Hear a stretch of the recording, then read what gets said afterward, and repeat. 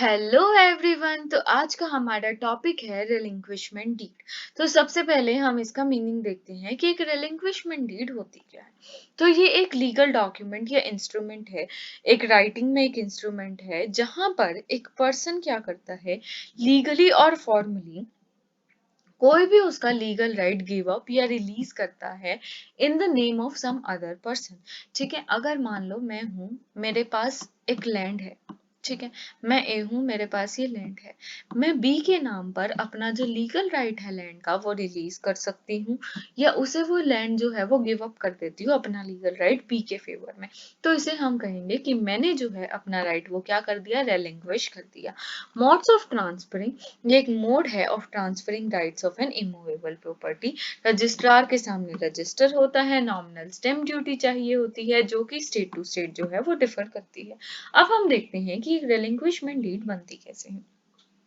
तो सबसे पहले this deed of relinquishment is made and executed on this day of this month of this year of year this।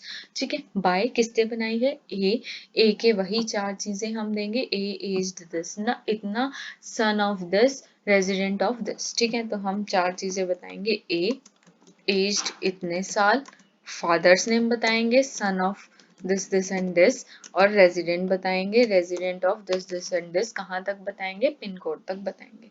Here in after called the executants और the रिलीजर। ठीक है, executant या रिलीजर जो release कर रहा है in favour of b. Hereinafter called the releasee. ठीक है, बी की भी हम वही चारों बातें बताएंगे। ठीक है, और वो कौन है, हम रिलीजी कहेंगे, रिलीजर रिलीजी। रिलीजर जो रिलीज कर रहा है, जिसके फेवर में रिलीज कर रहा है, रिलीजी। वेयर एज, अब देखो सबसे पहले अगर मान लो किसी को अपनी प्रॉपर्टी का कोई राइट रिलीज करना है, अगर मेरे को अपना ये जो लैंड है ये बी के नाम करना है, तो सबसे पहले मैं एब्सोल्यूट ओनर तो होनी चाहिए। तो सबसे पहली चीज हम यही बताएंगे that whereas is the absolute owner है। इसे इसका है कंप्लीट एड्रेस देंगे, मेजर देंगे उस लैंड का, by virtue of gift deed registered as document number. ठीक है, कैसे वो ओनर है ये बताएंगे, कंप्लीट एड्रेस, हर चीज जो है हम कैसे एब्सोल्यूट ओनर है वो। ठीक है, हमने ये बताया वो एब्सोल्यूट ओनर कैसे है, विद कंप्लीट एड्रेस और कंप्लीट मेजरमेंट हम उसका देंगे, और फिर हम लिखेंगे here in after called the set portion of the set property. या फिर अगर मान लो इस पे तो सेकंड फ्लोर की बात है, अगर पूरी प्रॉपर्टी होती तो here in after called the set property. ठीक है, एंड वेयर इज दैट ये जो है ये इंटरस्टेट डाई हो गया, मर गया, इसकी डेथ होगी बिना किसी विल के, और ये इसके लीगल हायर्स हैं। ठीक है, एक्स और जो वाई है वो इसके हायर्स हैं। Whereas consequent upon the death of A की डेथ के बाद 1/3 ऑफ हर शेयर जो है वो ये जो लीगल हायर्स हैं इनके पास चला गया। ठीक है, तो वही यार रिलीज करना है शेयर किसकी डीड में, किसके फेवर में। अब ये इंटरस्टेट इसकी डेथ होगी तो ठीक है, तो इसके हायर्स के फेवर में ये रिलीज करेगा, तो इसके 3 हायर्स हैं या जितने भी 2 हायर्स है, तो हाफ और हाफ दोनों हायर्स में जो है वो डिवोल्व हो जाएगा। ठीक है, तो हम बताएंगे कि कैसे जो है वो डिवोल्व हुआ। Now this deed witnessed as under. अब ये डीड क्या कहती है, दैट द एग्जीक्यूएंट्स और रिलीजर्स आउट ऑफ नेचुरल लव और अफेक्शन की वजह से और बिना किसी मॉनेटरी कंसिडरेशन के विश करते हैं कि ये जो प्रॉपर्टी है उसे रिलीज कर दें और रिलिंक्विश कर दें।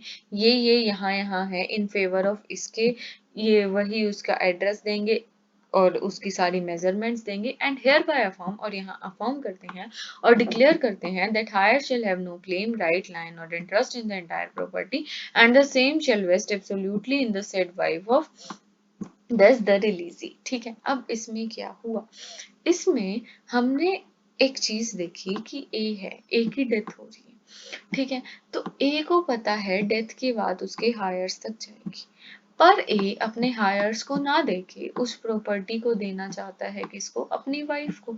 ठीक है, तो अपनी वाइफ के फेवर में वो प्रॉपर्टी रिलीज कर रहा है और ये कह रहा है कि जो ये हायर्स हैं इनका कोई राइट नहीं है। ठीक है, तो हमने बताया कि उसकी एब्सोल्यूट प्रॉपर्टी है, ये प्रॉपर्टी है जिसे हम आगे से set portion of the set property कहेंगे।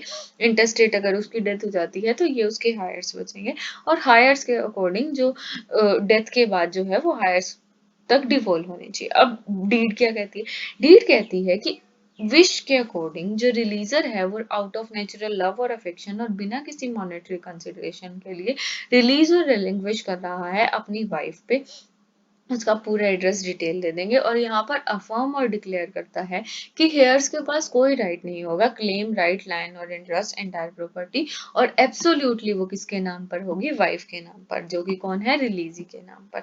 ठीक है, फिर हम दो इसके विटनेस दे देंगे and release have signed this deed of relinquishment this day of this month of this year पे ये जो है वो साइन की गई थी, first mentioned above in the presence of following witnesses। ये दो इसके विटनेसेस है, विटनेसेस की सारी डिटेल विद सिग्नेचर, फिर एग्जीक्यूटेंट और रिलीजर के सिग्नेचर और रिलीजी के सिग्नेचर। तो ये थी हमारी आज की वीडियो। ऐसी ही और वीडियोस के लिए बने रहिए, चैनल को लाइक कीजिए, सब्सक्राइब कीजिए। Thank you.